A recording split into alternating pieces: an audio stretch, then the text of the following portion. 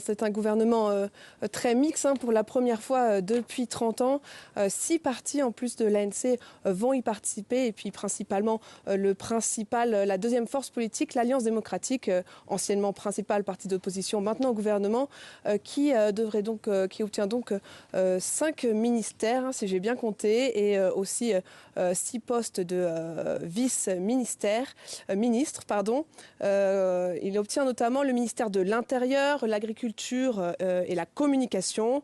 D'autres partis plus petits font aussi partie de ce gouvernement qui reste dirigé par Cyril Ramaphosa et le vice-président aussi de l'ANC.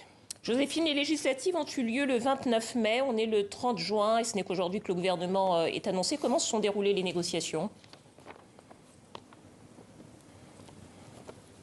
Oui, vous vous en doutez, des négociations un peu houleuses. Comme je disais, c'est la première fois depuis 30 ans que l'ANC est contraint de partager le pouvoir. Il a parfois fait participer d'autres membres, d'autres partis dans son gouvernement. Mais là, vraiment, il a fallu lâcher plus de postes que d'ordinaire.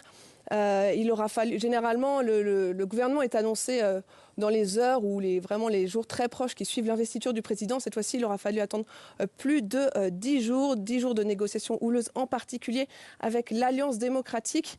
L'Alliance démocratique qui a 87 sièges au Parlement et qui est donc cruciale pour pouvoir faire passer des lois et qui donc aussi avait beaucoup d'enjeux pour sa première fois qu'il va pouvoir rentrer participer au gouvernement.